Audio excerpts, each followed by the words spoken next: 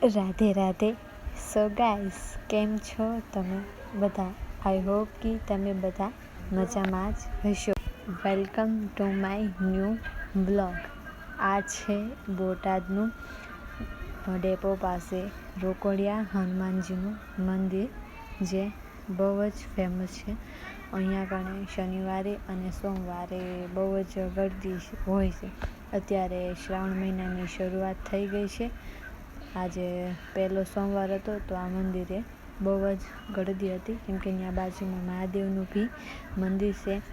અહીંયાથી જે કાંઈ બી વર્કર ગુજરે કે પછી સ્ટુડન્ટ હોય, કોલેજિયન હોય, અહીંયા કણેથી દર્શન કરીને જાય જ તે, કેમકે હનુમાન દાદા છે ને કામ બી એટલું કરે છે.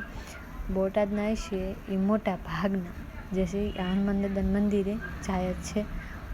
જો કંઈક શ્રાવણ મહિનો છે એટલે બધું કથાયું ને એવું વાંચતા હોય ને, ત્યારે ભગવાનની ભક્તિ કરે એક મહિનો. જો આ હનુમાન દાદા છે ત્યાંનું ઓલું પહેલું મંદિર જે હતું ને, એ છે ને એ જૂનું મંદિર હતું, એ રોકડિયા હનુમાનજીનું મંદિર હતું. અને આ જે છે એ નવું મંદિર છે. ઓલું બહુ ઘણા વર્ષો જૂનું મંદિર છે. મારા દાદા એમ કહેતા કે હું જ્યાંથી જન્મો એ પહેલાંનું મંદિર છે એવું એમ. અને આ જે છે એ ન્યૂ મંદિર છે. જય હનુમાન દાદા.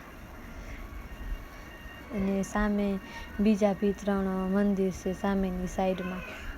અહીંયા ઝાડવાય એટલા બધા છે, નેચર બી છે. આ અત્યારે વ્રત ચાલે છે એટલે દશામાની મૂર્તિ બી સ્થાપિત કરી છે અહીંયાના પૂજારીઓએ.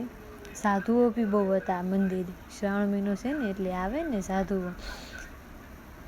આ જુઓ, સરસ્વતી માં જે છે વિદ્યાની દેવી ગણાય, સરસ્વતી માં.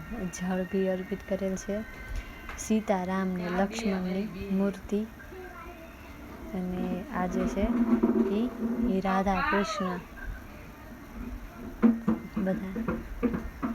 અહીંયા જો અહીંયા બેઠક કરેલી હતી. મોર્નિંગ પબ્લિક તો છે અહીંયા કણે. અને સામેની સાઈડ જે છે એ મારા મહાદેવનું મંદિર છે.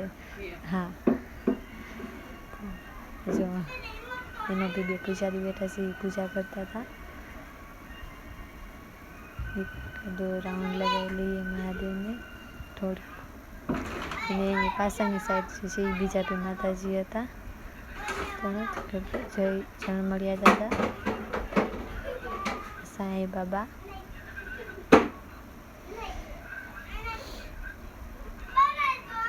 અહીંયાથી હું બેક વળી ગઈ હતી.